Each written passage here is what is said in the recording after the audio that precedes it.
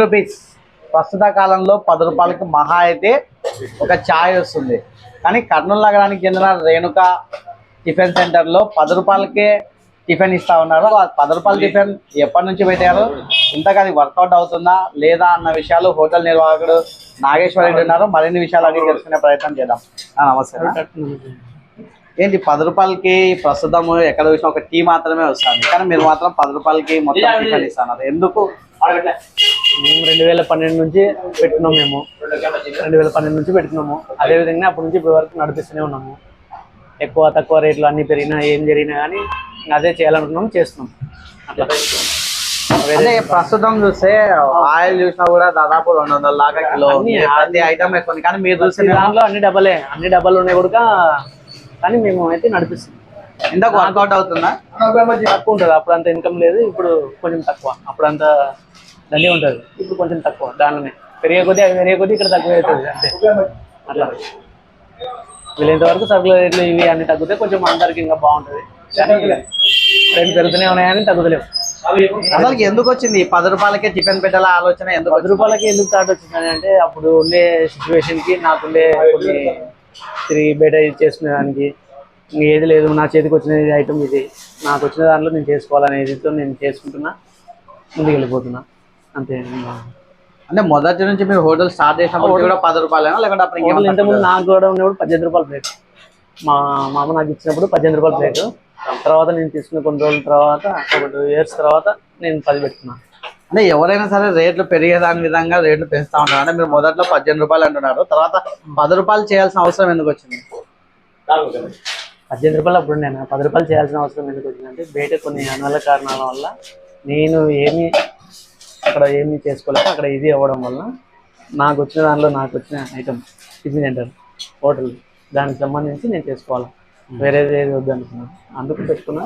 అదే కంటిన్యూ చేసుకుంటున్నాను అంతే, వేరేది ఏం లేదు. అంటే ఈ 10 రూపాయల టిఫిన్ మీరు అందిస్తున్నారు కదా, ఇక్కడికి కేవలం అంటే పేదవాళ్ళు మాత్రమే వస్తున్నారా, అంటే పెద్దవాళ్ళు కూడా ఇక్కడికి వచ్చి తినేవారు? పేదవాళ్ళు వస్తున్నారు, పెద్దవాళ్ళు వస్తున్నారు, అందరూ వస్తున్నారు. ఏం లేదు. కొంతమంది 1 తింటారు, కొంతమంది 2 తింటారు, 3 తినిపోతారు, కడుపు నిండా తినిపోతారు. లేని వాళ్ళు కంపల్సరీ 1 కూడా తినిపోయే వాళ్ళు ఉన్నారు. వేరే 2 తినలేకుండా 1 తినిపోయే వాళ్ళు కూడా ఉన్నారు. ఇంతకు ఇప్పుడున్న రేట్లలో 10 రూపాయలకి మీరు బతకడమే, హోటల్ నడపడం చాలా ఇబ్బంది అయిన పరిస్థితి. మరి ఇంతమందికి మీరు దాదాపు 10 మంది మీ హోటల్ నుంచి బతుకుతారు, వీళ్ళకి అందరికి వర్కౌట్ అవుతుంది?